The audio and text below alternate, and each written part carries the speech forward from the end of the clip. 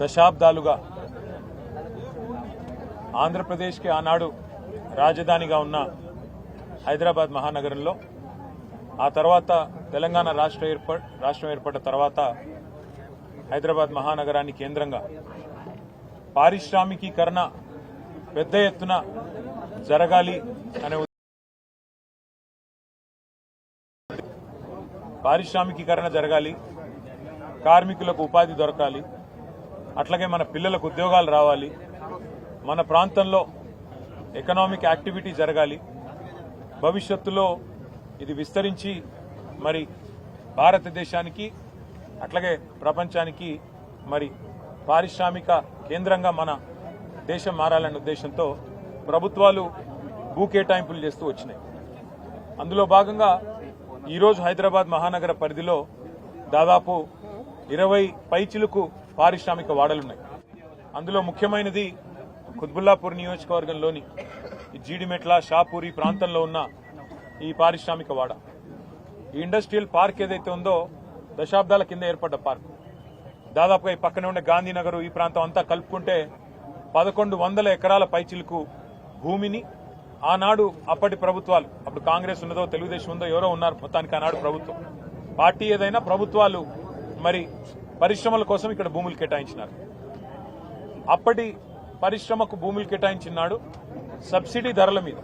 అంటే మార్కెట్లో ఎకరం ₹1,00,00,000 ఉంటే కేవలం 10 లక్షల రూపాయలకి, 12 లక్షల రూపాయలకి ఆ రోజు అప్పుడున్న పారిశ్రామికవేత్తలకు ప్రభుత్వాలు అందజేసినాయి.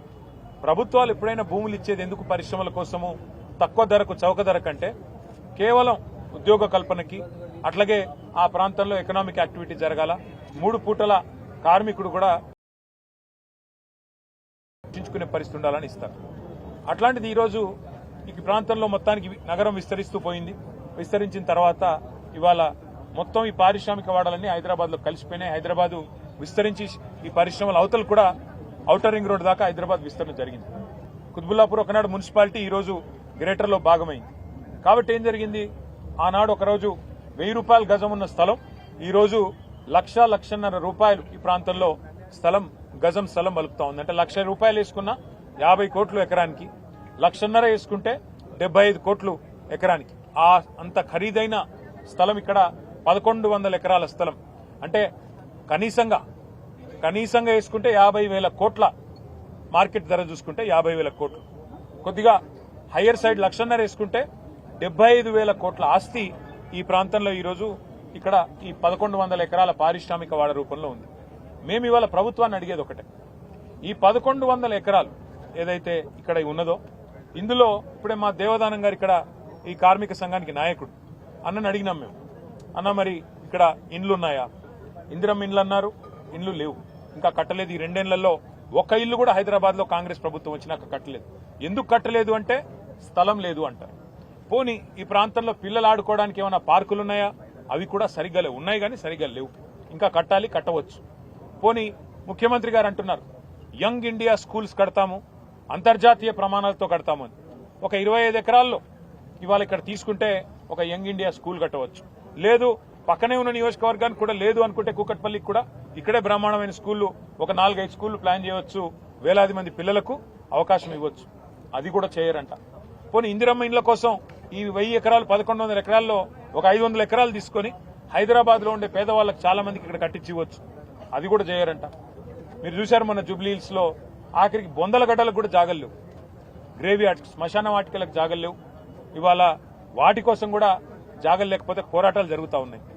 అట్లాంటి ఈ పరిస్థితుల్లో హైదరాబాద్ మహానగరంలో పార్కులకి స్థలం లేదు, పార్కింగ్ స్థలం లేదు, శ్మశాన వాటికకి స్థలం లేదు, పేదవాళ్ళు ఇల్లు కట్టుకోవడానికి స్థలం లేదు, స్కూల్ కట్టడానికి జాగలేదు, అట్లాగే రోడ్డు విస్తరించాలంటే జాగలేదు. ఇవాళ హైదరాబాద్ లోని 9,300 చిల్లర ఎకరాలు పరిశ్రమల అవసరాల కోసం ఇచ్చిన స్థలాన్ని ఇవాళ ప్రభుత్వం కాలుష్యకారక పరిశ్రమలను తరలించే ప్రయత్నం చేస్తున్నది. కాలుష్యాన్ని నివారించాలనడంలో ఎవరికి రెండో అభిప్రాయం లేదు. కాలుష్యం ఉండే పరిశ్రమల్ని తప్పకుండా నియంత్రించాలి, నివారించాలి. వాటిని కావాలంటే మీరు గ్రీన్ ఇండస్ట్రీ కింద మార్చండి, ఎవరికి అభ్యంతరం లేదు. ఎందుకంటే ఇక్కడ కార్మికుడికి లాభం, అటు పరిశ్రమకి లాభం, అల్టిమేట్ గా ఇచ్చిన మరి ఉద్దేశం అది. కానీ ప్రభుత్వం ఏమంటున్నది, ఈ 9,300 ఎకరాలు, అది కూడా ఎంత ధరకి? ఇక్కడ మార్కెట్ ధర 1,00,00,000 ఉంది గజం. అంటే ఎకరం 50 నుంచి 75 కోట్లు ఉంది. కానీ ప్రభుత్వం ఏమంటుంది, రిజిస్ట్రేషన్ ధర 12,000 ఉంది. ఇక్కడ మీరు 4,000 కడితే చాలు, 4,000 రూపాయలు కడితే చాలు గజం. అంటే ఎకరానికి 1,60,00,000 ఇది అవుతుంది అనుకుంటా. 1,60,00,000 కడితే నీకు 50 కోట్ల నుంచి 75 కోట్ల విలువ చేసే భూమిని ఫ్రీగా ఇస్తా. అది తీసుకొని నువ్వు అపార్ట్మెంట్లు కట్టుకో. నువ్వు బ్రహ్మాండంగా 10 తరాలకు తరిపడా ఆ పారిశ్రామికవేత్త పెద్ద ఆయన ఎవరైతే ఉన్నారో ఆ యాజమానిగా వారు సంపాదించుకోవచ్చు అని చెప్తున్నారు. కానీ వాస్తవం ఏంది, ఇది ప్రజల భూమి, ప్రజల సంపద. ఈ ప్రజల భూమిని ఆనాడు ప్రభుత్వాలు ప్రజల దగ్గర నుండి సేకరించి, రైతాంగం దగ్గర గాని రెవెన్యూ భూములు గాని సేకరించి పరిశ్రమలకు ఇచ్చిన ఉద్దేశం ఉపాధి కల్పన. సేకరించి ఈ పారిశ్రామికవేత్తలకు కట్టబెట్టిన ఉద్దేశం రాష్ట్ర ఆదాయం పెరగాలని, అంతేగాని ప్రైవేట్ వ్యక్తుల జేబులు నిండాలని కాదు. అందుకే ఈ 9,300 ఎకరాల భూ కుంభకోణం, 5 లక్షల కోట్ల భూ కుంభకోణం ఏదైతుందో దీన్ని బీఆర్ఎస్ పార్టీ క్షేత్రస్థాయిలో పోరాడాలని చెప్పే నిర్ణయం తీసుకొని నిన్న ఉప్పల్ నియోజకవర్గంలో, అట్లాగే నిన్న మల్కాజ్గిరి నియోజకవర్గంలో మా నాయకులు మత్స్సునాచారి గారు, జగదీష్ రెడ్డి గారు, వారందరూ కూడా కొన్ని బృందాలు అక్కడ పోయినాయి.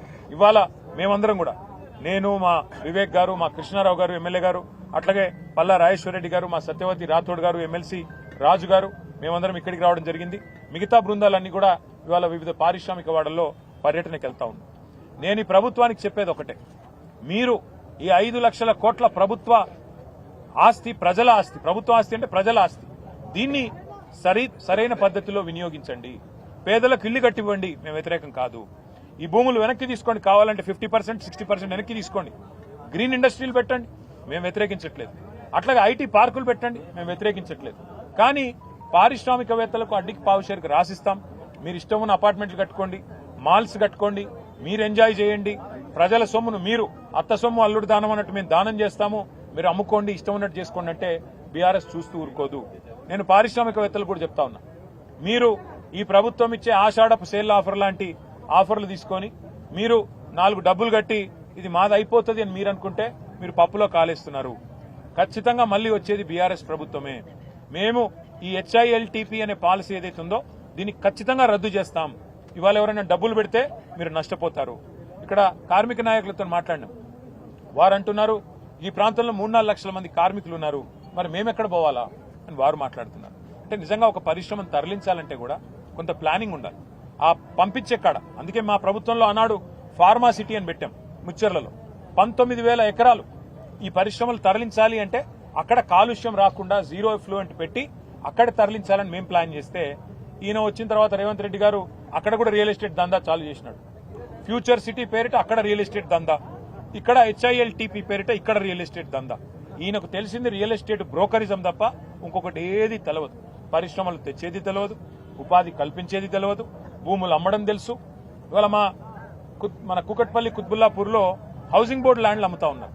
హౌసింగ్ బోర్డు ల్యాండ్లు ఎందుకు? పేదవాళ్ళకి ఇచ్చేదానికి పెట్టినారు, పేదవాళ్ళకి ఇల్లు కట్టించేదానికి. వాటిని అమ్ముతున్నాడు. రోజు చూస్తే ఇవాళ పేపర్లు చూడండి, కోకాపేటలో ఎకరం 130 కోట్లకు పోయిందని చెప్పి ప్రభుత్వం గొప్పగా రాయించుకుంది. మరి 130 కోట్లు కోకాపేటలో ఎట్లుంటది? పక్కనే ఒక 15 కిలోమీటర్ల దూరంలో ఉండే జీడిమెట్ల షాపూర్ ప్రాంతంలో ₹1 ఎట్లుంటది ఎకరం? ఇది ఎక్కడ న్యాయం? పోనీ ఇప్పుడు మా దేవదానం గారు ఉన్నారు, ఆయనకు మరి మీరు ఇక్కడ కూడా గజం 4,000 రూపాయలకి ఇస్తే ఆయన కూడా కొనుక్కుంటాడు. వాళ్ళ మొత్తం సంఘం కూడా మీరు ఇవ్వండి, ప్రభుత్వం ఒక ఎకరం మొత్తం ఈ యూనియన్కి ఇవ్వండి, 4,000 రూపాయలు గజం చొప్పున. మేము కావాలంటే చందాలేసి వాళ్ళకి మేము కూడా సాయం చేస్తాం. వాళ్ళకి ఇవ్వరు, కార్మిక సంఘాలకు ఇవ్వరు, పేద ప్రజలకు ఇవ్వరు. కానీ ఎవరికి ఇస్తారు? పెద్ద పెద్ద పరిశ్రమలని చెప్పి ఎవరైతే నడుపుతున్నామని చెప్పి చెప్తున్నారో వాళ్ళకిచ్చి వాళ్ళు అపార్ట్మెంట్లు కట్టుకోవడానికి, మాల్స్ కట్టుకోవడానికి ఇవాళ చేస్తున్న వ్యవహారం ఏదైతుందో దీని వెనకాల దాగి ఉన్నది 5 లక్షల కోట్ల కుంభకోణం. ఈయన అనుముల రేవంత్ రెడ్డి కాదు, ఈయన అవినీతి అనకొండ. ఈయన అన్నదమ్ముళ్ళు, ఈయన చుట్టూ ఉండే కొంతమంది రియల్ ఎస్టేట్ మాఫియా, వాళ్ళందరూ కలిసి ఈ 9,300 ఎకరాల మీద కన్నేసి వాటిని కాజేయడానికి లక్షల కోట్ల రూపాయలు ఢిల్లీకి కప్పంగా కట్టడానికి, ఢిల్లీ పెద్దలకు పంపి పదవులు కాపాడుకోవడానికి మూటలు పంపి చేస్తున్న ఒక కుయుక్తి. దీన్ని బీఆర్ఎస్ అడ్డుకుంటుంది. ఇది కేవలం ప్రారంభం మాత్రమే. రేవంత్ రెడ్డి గారు అనుకుంటుండొచ్చు ఒకరోజు వచ్చినారు పోయినారు ఏం చేస్తారని. ఏం చేస్తామో చూపెడతాం. హైదరాబాద్ నగరంలో ప్రతి గల్లీలో ప్రజలను కూడగడతాం, ప్రతి నియోజకవర్గంలో కూడగడతాం. కూడగట్టి చైతన్యవంతులు చేసే విధంగా సదస్సులు ఏర్పాటు చేస్తాం, హాల్ మీటింగ్లు ఏర్పాటు చేస్తాం. ఆ తర్వాత రౌండ్ టేబుల్ పెడతాం, అన్ని ప్రజా సంఘాలను కూడగలుపుతాం. అవసరమైతే న్యాయ పోరాటం కూడా చేస్తాము. ఏ పరిస్థితుల్లో కూడా దీన్ని వదిలిపెట్టు. నేను మళ్లీ చెప్తా ఉన్నా పారిశ్రామికవేత్తలకి, 2 ఏళ్ల తర్వాత మళ్లీ వచ్చేది బీఆర్ఎస్ ప్రభుత్వమే. కేసీఆర్ గారు ముఖ్యమంత్రిగా మళ్లీ తిరిగి ఈ రాష్ట్రానికి రాబోతా ఉన్నారు. ఈ హెచ్ఐఎల్టీపీ అనే అపసవ్య నిర్ణయం, ప్రజల సొమ్ము దోచే నిర్ణయం, దీన్ని ఖచ్చితంగా నిర్ద్వందంగా మీరు కూడా తిరస్కరించండి. ఎందుకంటే నడుస్తున్న పరిశ్రమను మూసేసి మీరెక్కడికో పోవాలి అంటే అక్కడ అవసరాలు లేకుండా, అక్కడ కనీస పరిస్థితులు లేకుండా మీరెక్కడ పోతారు? మీరు కనుక ఇప్పుడు ఈ భూమాయలో పడి వీటిని కొనుగోలు చేస్తే దీన్ని ఖచ్చితంగా సమీక్షించి రద్దు చేసి అవసరమైతే చట్టం తెస్తాం, చట్టం ద్వారా రద్దు చేస్తామని చెప్పి కూడా నేను పారిశ్రామికవేత్తలకు కూడా ముందే అప్రమత్తం చేస్తున్నా. నేను హెచ్చరించడం లేదు, అప్రమత్తం చేస్తున్నా. రేవంత్ రెడ్డి భూకుంభకోణంలో మీరు భాగస్వాములు అవుతే మీరు కూడా నష్టపోతారు. దయచేసి మీరు పెట్టిన డబ్బులు కూడా నష్టపోతారు. ఇటు పరిశ్రమ పోతుంది, అటు భూమి కూడా పోతుంది. ఎటు కాకుండా మీరు పోతారు. ముందే నేను మిమ్మల్ని అప్రమత్తం చేస్తున్నా అని చెప్పి కూడా తెలియజేస్తూ, ఈ భూ కుంభకోణాన్ని దయచేసి మీడియా కూడా మాకు సహకరించాలి. దీన్ని వెలుగులోకి తీసుకొచ్చేది మా కార్మిక సంఘాల నాయకులతో కూడా నా ప్రార్థన. ఇది నా సొమ్ము కాదు, రేవంత్ రెడ్డి సొమ్ము కాదు, బీఆర్ఎస్ సొత్తు కాదు, కాంగ్రెస్ సొత్తు కాదు. ఇది ప్రజల ఆస్తి, ప్రజల సొమ్ము. మీకు ఇళ్లు కట్టడానికి, మీ పిల్లలకి స్కూళ్లు కట్టడానికి, మీ కుటుంబాల కోసం పార్కులు కట్టడానికి, లేదా ప్రజల అవసరాలకు వినియోగించే హాస్పిటల్ కట్టడానికి, వాటికి వినియోగించాల్సిన స్థలాన్ని ప్రైవేట్ వ్యక్తులకు దారాదత్తం చేస్తుంటే చూస్తా ఊరుకోవడం అనేది భవిష్యత్ తరాలు కూడా క్షమించరాని నేరం అవుతుంది. దయచేసి మీరు కూడా కలిసి రావాలి ఈ పోరాటంలో అని చెప్పి ఇక్కడ ఉన్న మా కార్మిక అన్యులకు కూడా నేను తెలియజేస్తూ, ఇదే కార్యక్రమాన్ని పురస్కరించుకొని మా పార్టీ కూడా రౌండ్ టేబుల్స్ కూడా ఏర్పాటు చేస్తుంది. అఖిలపక్ష మీటింగ్లు కూడా ఆర్గనైజ్ చేస్తాము. దానిలో కూడా అందరూ కూడా పాల్గొని వారి మద్దతు తెలియజేయాలని చెప్పి కోరుతూ, ఇవాళ ఈ ప్రాంతంలో ఇంకా పారిశ్రామిక వాడలో కూడా పోయి ఇంకొంతమందిని కలుస్తాము. ఇతర వాడల్లో కూడా ఇవాళ మా బృందాలు తిరుగుతున్నాయి. వాటికి దయచేసి మరి మా ఉద్దేశం ఏంది ఈరోజు మీటింగ్ అంటే, ఇక్కడ రావడానికి ధర నిర్ధారణ జరగాలి, నిజ నిర్ధారణ జరగాలి. ధర నిర్ధారణ అంటే ఏంటి? ప్రభుత్వం అంటుంది ఇక్కడ 4000 గజం ఉంది అందుకే ఇచ్చేస్తామంటుంది. ఇప్పుడు మాకు ఇక్కడికి వస్తే తెలిసింది 1,00,000 ఉందా, 1,50,000 ఉందా? ఇక్కడ 1,00,000 పైనే ఉంది తప్ప 1,00,000కు తక్కువ లేదు గజం. అంటే ఎకరం 50 కోట్లకు తక్కువ లేదు. మరి ప్రభుత్వం ఎకరం ₹1 కోటి ఇస్తా అంటున్నది. ఇది న్యాయమా? ప్రజలు ఆలోచించాలి. ఈ ప్రాంత ప్రజలు ముఖ్యంగా పూర్తి స్థాయిలో దీన్ని అర్థం చేసుకోవాలని కోరుతాం. పాలసీ తీసుకొచ్చింది, దాని ప్రకారం మేము ఇస్తాం. ఇది కూడా మేము ఇస్తున్నది కూడా వాళ్ళ లీజ్ భూములు కాదని ప్రభుత్వం పదే చెప్తుంది. గ్రిడ్ యాజమాన్య హక్కులు అంటే ఎవడిచ్చాడు యాజమాన్య హక్కు? ప్రభుత్వమే కదా. ఎవరు సేకరించారు ఈ భూములు? ప్రభుత్వమే కదా. ఆ రోజు ₹1 కోటి ఉన్న భూమిని 10 లక్షల రూపాయలకి ఇచ్చాం. ఎందుకు ఇచ్చాం? భూమి అపార్ట్మెంట్లు కట్టుకోనికి ఇచ్చిండ్రా? మాల్స్ కట్టుకోనికి ఇచ్చిండ్రా? పరిశ్రమలు నడపడానికి ఇచ్చారు. వాళ్ళ పరిశ్రమలకి ఇంకా ఇక్కడ నుంచి తీసేయాలంటే కావాలంటే దాన్ని ఐటీ పరిశ్రమ పెట్టండి, మేము వద్దంటలేదు. గ్రిడ్ పాలసీ అదే కదా. ఐటీ పరిశ్రమ పెట్టమన్నాం, తప్ప అది? ఐటీ పరిశ్రమ పెట్టి ఈ ప్రాంతంలో కార్మికుల పిల్లలు ఉన్నారు, చదువుకున్న వాళ్ళు, ఫీజు రీయింబర్స్మెంట్ కింద చదువుకున్న వాళ్ళు చాలా మంది ఉన్నారు, ఇంజనీర్లు చదువుకున్న వాళ్ళకి ఉద్యోగాలు ఇవ్వండి, మేము వద్దంటలేదు కదా. కాలుష్యాన్ని తరలించడంలో మాకు ఇబ్బంది లేదు, కాలుష్యకారక పరిశ్రమల్ని తరలించడంలో ఇబ్బంది లేదు. కానీ కాలుష్య నియంత్రణ మండలి ఉంది, ఇక్కడ కంట్రోల్ చేయండి కాలుష్యం, మేము వద్దంటున్నామా? అవసరమైతే అట్లా కాలుష్యం ఉన్న పరిశ్రమలు పోయినాయి, కొన్ని ఉన్నాయి, వాటిని నియంత్రించండి, వాటిని మూసేయండి, మేము వద్దంటలేదు. గ్రిడ్ పాలసీ ఉద్దేశం ఏంది? ఒక పరిశ్రమ అక్కడ అవసరమైతే కాలుష్యం వెదజల్లుతుంటే దాన్ని తొలగించి ఐటీ పరిశ్రమ పెట్టాలనేది గ్రిడ్ ఉద్దేశం. మరి దాన్ని తప్పెట్లా పడతారు? ఇప్పుడు మీరేం చేస్తున్నారు? అపార్ట్మెంట్లు, మాల్స్, ఇదా మీ హెచ్ఐఎల్టీపీ ఉద్దేశం? అందుకే పరిశ్రమ స్థానంలో ఇప్పుడు రెడ్ కేటగిరీ ఇండస్ట్రీ ఉందనుకోండి, ఆ గ్రీన్ కేటగిరీ ఇండస్ట్రీ నడపండి. ఎవరొద్దన్నారు? గ్రీన్ కేటగిరీ అంటే కాలుష్యం లేని పరిశ్రమ నడపండి. కార్మికుల పొట్టగొట్టిన వాళ్ళు గారు మీరు. ఇక్కడ ప్రాంతంలో ఎకనామిక్ యాక్టివిటీ ఉంటుంది, ప్రజల ఆస్తి సురక్షిత. నేను ఇంకొక మాట అడుగుతాను, మీరు చెప్పండి నాకు. ఓఆర్ఆర్ ఉంది 160 కిలోమీటర్లు, దాన్ని మేము కేవలం లీజ్కి ఇచ్చాం మా ప్రభుత్వం. నువ్వేం చేస్తున్నావు? ఇప్పుడు శాశ్వతంగా దారాదత్తం చేస్తున్నావు 9,300 ఎకరాలు. మీరేమన్నారు రేవంత్ రెడ్డి గారు ఆ రోజు? 1,00,000 కోట్ల ఓఆర్ఆర్ ఇచ్చేసినారన్నారు. మేము లీజ్కి ఇచ్చినాం స్వామి, అది మళ్ళీ వస్తుంది, లీజుకు పోయింది మళ్ళీ ఇంకొక వస్తుంది. నువ్వేం చేస్తున్నావు? 5 లక్షల కోట్ల విలువ చేసే ఆస్తిని ప్రైవేట్ వాళ్ళకు శాశ్వతంగా రాసిస్తున్నావు. ఇప్పుడు మరి ఆ రోజు 1,00,000 కోట్ల ఓఆర్ఆర్ అని మాట్లాడి అది లీజుకి ఇస్తేనే గగ్గోలు పెట్టిన రేవంత్ రెడ్డి ఇవాళ 5 లక్షల కోట్ల భూములని ఎవడబ్బసొమ్మని శాశ్వతంగా రాసిస్తున్నాడు. ఎవడి ప్రయోజనాల కోసం రాసిస్తున్నాడు? కార్మికుల ప్రయోజనాలకా, పేదవాళ్ల ప్రయోజనాలకా, హైదరాబాద్ నగర ప్రజల ప్రయోజనాలకా? నేను మళ్లీ చెప్తున్నా, నిర్ద్వందంగా చెప్తున్నా, గుర్తుపెట్టుకోండి. మేం డిమాండ్ చేసేది ఈ ప్రభుత్వాన్ని 9,300 ఎకరాల్లో ఇందిరమ్మ ఇండ్లు కట్టండి, 9,300 ఎకరాల్లో పార్కులు కట్టండి, యంగ్ ఇండియా స్కూల్స్ అన్నారు కదా, ఒక్కొక్కటి 25 ఎకరాల్లో అంతర్జాతీయ ప్రమాణాలతో అవి కట్టండి. కాలనీ ప్రజలకు కూడా ఉపయోగపడే విధంగా, బస్తీ ప్రజలకు కూడా ఉపయోగపడే విధంగా, పిల్లల కోసం పచ్చదానాన్ని మరి కనిపించే విధంగా పార్కులు కట్టండి, హాస్టల్స్ కట్టండి. స్పోర్ట్స్ స్కూల్స్ కట్టండి, స్పోర్ట్స్ స్టేడియంలు కట్టండి. వీటికి మేము వ్యతిరేకం కాదు కదా. వాళ్ళు హైదరాబాద్ లో లక్షల మంది ప్రజలు మీ ప్రజాపాలన పేరిట దరఖాస్తులు పెట్టుకోమంటే లక్షల మంది ప్రజలు డబుల్ బెడ్రూమ్ ఇళ్ల కోసం, ఇందిరమ్మ ఇళ్ల కోసం దరఖాస్తు పెట్టుకున్నారు. 2 ఏళ్లలో మీరు ఒక ఇల్లు కట్టలేదు. కట్టండి. ఇక్కడ ఈ జాగాలు తీసుకొని కావాలంటే ఏదైతే ఫ్రీ జాగా ఉందో తీసుకొని కట్టి అదే కార్మికులకు ఇవ్వండి. మేము వద్దంటలేదు కదా. కనీసం కార్మికుడు నష్టపోతుంటే ఇళ్లన్నా ఇస్తే సంతృప్తి పడతాడు కదా. అవేవి కాదు. పారిశ్రామికవేత్తలకు దారాదత్తం చేస్తామంటే బరాబర్ కొట్లాడుతుంది. అందులో అనుమానం లేదు. ఇసుక పాలసీపై బీఆర్ఎస్ దుష్ప్రచారం చేస్తుంది. 9,300 ఎకరాలని చెప్పి కేవలం 4,500 చేంజ్ ఎకరాలు మాత్రమే. సరే, వాళ్ళు అనుకున్నట్టు 4,700 అనుకుందాం. నేను అడుగుతా, అదే ఎవడబ్బా సొమ్ము? రేవంత్ రెడ్డి అయ్యే సొమ్మా? ప్రజల సొమ్మే కదా. మేమనేది 4,700 అనుకుందాం నువ్వు చెప్పినట్టు. మరి దాన్ని వెనక్కి తీసుకో. స్కూళ్లు కట్టు, కాలేజీలు కట్టు, ఇండ్లు కట్టు, పార్కులు కట్టు, బస్ స్టాపులు కట్టు. వాళ్ళెవరో మాల్ కట్టుకుంటా అంటే, వాళ్ళెవరో అపార్ట్మెంట్లు కట్టుకుంటా అంటే ప్రైవేట్ వాళ్ళు. అది ప్రజల సొమ్ము స్వామి. ఆ భూమిని చౌక ధరకు పరిశ్రమలకు ఇచ్చింది ప్రభుత్వాలు. గతంలో ఉన్న ప్రభుత్వాలు ఇచ్చినాయి. మరి నువ్వెందుకు దాన్ని ఫ్రీగా వాళ్ళకు ఇచ్చేస్తున్నావు? కోకాపేటలో 177 కోట్లు, రాయదుర్గంలో 177 కోట్లు, కోకాపేటలో 150 కోట్లు ఎకరం అంటున్నారు. మరి షాపూర్లో ₹1 ఎకరం ఎట్లుంటుంది? నువ్వు చెప్పు నాకు. తమ్ముడు నువ్వు చెప్పు. నీకు 4,000 రూపాయలు గజం ఇస్తే నువ్వు ఇక్కడ కొనుక్కోవా? ప్రభుత్వం నువ్వు కూడా కొనుక్కుంటావు కదా. నేను అనేది అదే. నీకు 4,000 రూపాయలు గజం నీకు ఇవ్వరంట, ఆయనకి ఇవ్వరంట. పరిశ్రమలు నడిపే పారిశ్రామికవేత్తలకు మాత్రం 4,000 రూపాయలు గజం ఇస్తారంట. ఇది ఎక్కడ న్యాయం? ఇప్పుడు నువ్వు అపార్ట్మెంట్ కడతానంటే, ఇల్లు కట్టుకుంటాను, నాకు సార్ ఇల్లు లేదంటే ఒక 50 గజాల స్థలం ఇవ్వమంటే ప్రభుత్వం స్థలం ఇస్తుందా? ఇయ్యదు. ఇంకా హైడ్రా వచ్చి కులగొడుతుంది. మేము అనేది అది. పేదవాడినేమో గుడిసెలకు వెళ్ళి తీసి అవతల పాడిస్తున్నావు హైడ్రా పేరిట. పెద్దవాళ్లకు మాత్రం 9,300 ఎకరాలు కట్టబెడుతున్నావు. ఇది ఎక్కడ నీతి? ఎవరి కోసం చేస్తున్నావు? ఇది 5 లక్షల కోట్ల కుంభకోణం కాకపోతే మరి ఏంది? నీ తమ్ముళ్ళు, నీ చుట్టూండే రియల్ ఎస్టేట్ బ్రోకర్లు వాళ్ళందరూ కలిసి భూములను అగ్రిమెంట్లు చేసుకుంటున్నారు. 6 నెలలుగా నడుస్తుంది దందా. ఇలా పాలసీ బయటకు వచ్చింది. ప్రభుత్వం గింగిరాలు పడుతుంది. ఇప్పుడు పాలసీ ఎట్లొచ్చింది బయటికి ఎట్లొచ్చింది? నీ దోపిడీ ఆ పనికి ఎవడో తెలంగాణ బిడ్డ, నిజాయితీ గల్లోడు, గుండె ధైర్యం ఉన్నాడు బయటికి చెప్పిండు. తప్పే ఉంది ఆయనలో? అంటే నువ్వు దోపిడీ చేస్తుంటే అడ్డుకుంటే నీకు నొచ్చినది చెప్పు. అసలు ఎందుకు దోపిడీ చేస్తున్నావు దాని మీద చెప్పు. అసెంబ్లీ పెట్టు, లేదా అఖిలపక్షం పెట్టు, మాట్లాడతాం మేము కూడా వచ్చి.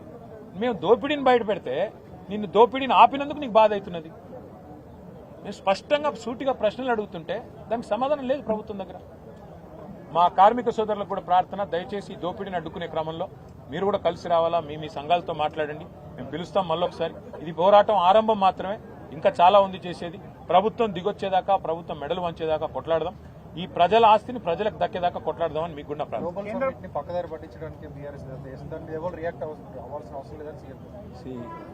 గత 2 సంవత్సరాలుగా సమిట్లు, పెట్టుబడులు అన్నారు. నేను దాని మీద కూడా వివరంగా మాట్లాడతా. ఇప్పుడు వద్దు, ఎందుకంటే వివరంగా మాట్లాడతా. ఇవాళ నేను కేవలం భూములు, ప్రభుత్వం చేస్తున్న భూదోపిడీ, 5 లక్షల కోట్ల కుంభకోణం మీద మాట్లాడడానికి క్షేత్రస్థాయి నిజ నిర్ధారణ, ధర నిర్ధారణ 2 జరగాలని ఇక్కడికి వచ్చిన. వాళ్ళతో కలుస్తాం. ఇంకో రోజు సమిట్లు, వీళ్ళు ఉద్యోగాల పేరిట ఆడుతున్న డ్రామాలు ఇవన్నీ ఇంకో రోజు కేంద్రం దృష్టికి తీసుకెళ్లే అవకాశం ఉందా? కేంద్ర ప్రభుత్వం కుమ్మక్కై పనిచేస్తుంటాం. బీజేపీ కాంగ్రెస్ కలిసి పనిచేస్తుంటే వాళ్ళేం చేస్తారు?